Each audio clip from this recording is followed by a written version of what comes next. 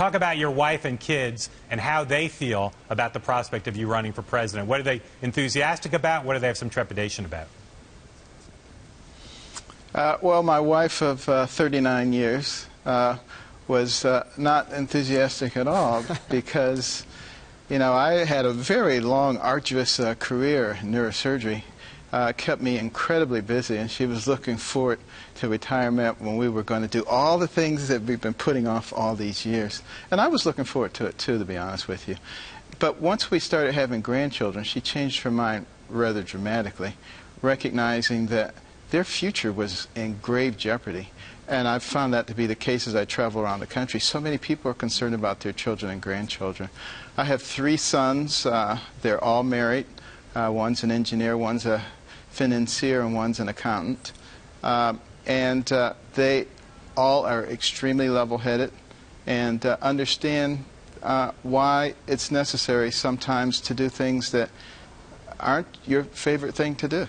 Dr. Carson, let's get down to brass tacks here. Every president has a personal weakness. For Ronald Reagan, it was jelly beans. For Barack Obama, it's cigarettes on the golf course. What is your personal weakness here? And be honest with us.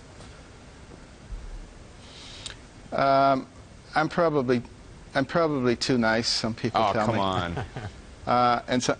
And some people say, how could you be considering running for president because you're too nice? What would your wife say if I asked her about what your personal weakness or your personal vice is? Donuts, she would pizza, say cigarettes, exactly the same thing.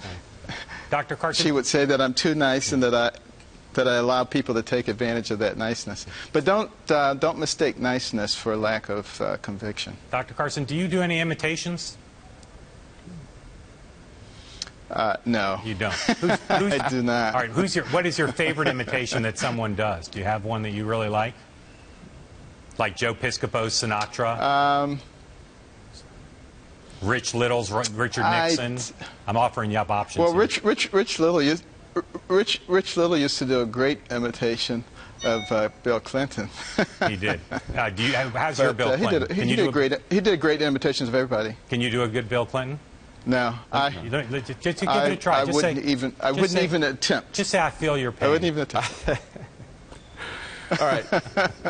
I can say the words, but I'm just not into that. Right. Dr. Carson, as a brain surgeon, I'm sure you've spent a lifetime having people jokingly compare the difficulty of different things to brain surgery. So, semi-serious question here. Which do you think is a harder job, being a brain surgeon or being President of the United States? Well, it takes a lot more training to become a neurosurgeon. There's no question about that. But when you look at the pressures that are upon someone who occupies that seat as president, I don't think that there's many things that would compare with that. And all you have to do is look at the people who obtained that office and how old they look 4 years later. All right, it's very wearing on you. Dr. Carson, final question. You had a long association with Fox News, which you've now ended because you're exploring running for president. Do you consider Fox News coverage to be completely objective or with at least something of a partisan slant? Well, I think they're as fair and balanced as a news organization can be. The way that you can determine that is you look at the people who work for them. You look at the correspondents and the contributors, and you see how many represent the contrarian view. Yeah. Okay. And with Fox, you have more than a couple of dozen.